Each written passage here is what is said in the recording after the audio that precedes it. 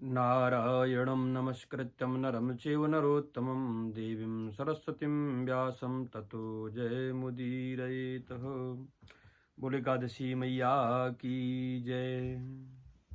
एक बार धर्मराज युधिष्ठिर ने भगवान कृष्ण से पूछा, प्रभु, फाल्गुन मास के कृष्ण पक्ष की जो एकादशी होती है उसमें किसकी पूजा की जाती है, उसका क्या महत्व है, किस नाम से वो जानी जाती है, कैसे हमें ये पूजा करनी चाहिए, उसके विषय में हम बताएं।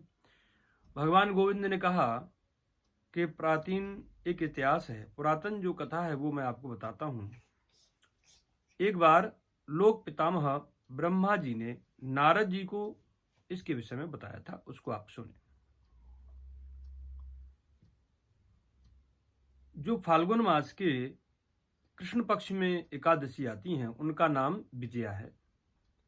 ये कार्य की सफलता के लिए व्रत किया जाता है, विजय की प्राप्ति के लिए ये कार्य पूजा की जाती है, व्रत रखा जाता है।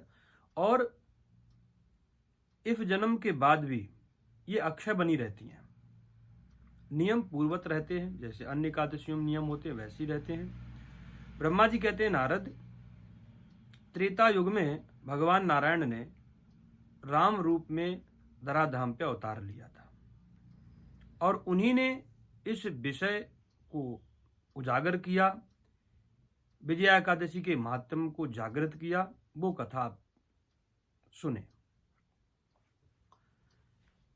भगवान राम 14 वर्ष के लिए वन में गए। जो वनवासी लोग थे, ग्रामीण क्षेत्र के लोग थे, आदिवासी लोग थे, उनकी पीड़ा जानने के लिए भगवान 14 वर्ष के लिए वन वन में घूम घूम करके सबकी पीड़ा को जान करके भगवान ने वो समय पूरा किया था। उसी दौरान जो लंकापति रावण ने सीता का हरण किया था, भगवान राम जानकी के साथ पंचवटी निवास में थे। उसी समय रावण छल से आकर के इनकी तपस्विनी पत्नी मां जानकी, जनक नंदिनी सीता का अपहरण करके ले जा करके लंका में अशोक वाटिका में इनको रखा। ये प्रसंग सबको विदित है। भगवान राम ने उनकी खोज में जटायु से मित्रता की, जटायु से मिले। जटायु की आयु पूर्ण हो चुकी थी, उनका शरीर पूरा हुआ। मां सबरी के आश्रम में गए, सब प्रसंग पता ही है सबको। सुग्रीव के पास मित्रता हुई और हनुमान जी के द्वारा भगवान ने उनकी खोज करवाई। इसी बीच में भगवान ने कबद्ध नाम का जो राक्षस था उसका भी वध किया। आदि आदि हनुमान जी लंका गए सीता की खोज कर करके, और प्रभु श्री राम के पास ही सूचना मिली कि जहां मां जानकी लंका में विराजमान है। भगवान ने विचार किया, इस दैत्य राज रावण को परास्त करने के लिए हमें कौन सी शक्ति का संचय करना चाहिए, कौन सा यज्ञ अनुष्ठान करना चाहिए जो हम अपने कार्य में सफल हो जाएं, विजय की प्राप्ति हो। ऐसा मन में चिंतित थे, सोच रहे थे। उसी समय शेषावतारी ज्ञान की मूर्ति लक्ष्मण भैया जो पास में खड़े थे, उन्होंने हाथ जोड़ करके कहा, पिताजी, बड़े भ्राता, पिता तुल्य जो आप मेरे हैं, आप चिंता ना करें।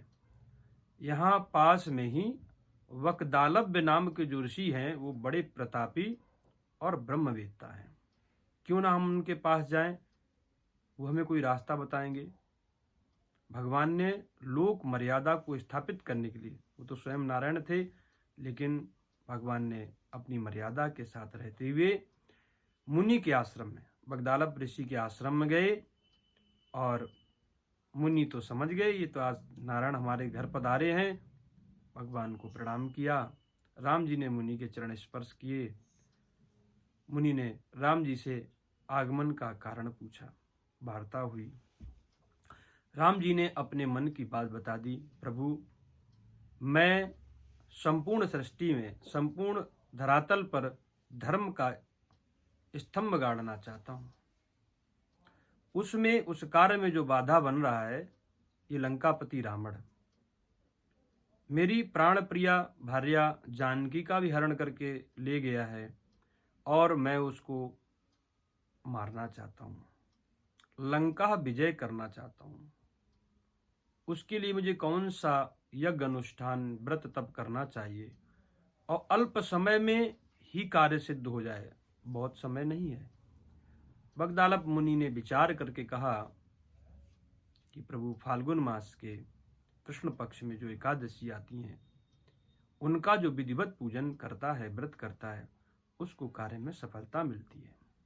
जो व्यक्ति बार बार अपने कार्य में असफल होते हैं उनको विजया एकादशी का व्रत करना चाहिए। उन्होंने बताया विधि ये है, दशमी के दिन सुंदर सा कलश भर के रखें, उसमें गंगा जल सिक्का और पंचपल्लव आदि लगा करके घर में रखें, तटस्थ होकर के व्रत करें। व्रत में आलस्य प्रमाद का त्याग करके हरि स्मरण करते हुए समय को व्यतीत करना चाहिए और द्वादशी आने पर किसी तालाब में या नदी के पास पोखर में जाकर के वो कलश वहां स्थापित करके पुनः भगवान नारायण की आराधना करनी चाहिए। नदी पोखर आदि ना हो तो अगले दिन द्वादशी के दिन मंदिर जाएं, वो कलश लेकर के मंदिर जाएं, वहां भगवान का पूजन करें और वो कलश ब्राह्मण को दान कर दें। फिर अपना व्रत पारायण करें, सात्विकता से रहें। ऐसा करने से आपको विजय प्राप्त होगी। राघवेंद्र सरकार श्री राम जी ने ऐसा ही किया और आपको विदित है भगवान ने रावण त्रिलोक विजेता रावण को जीत लिया।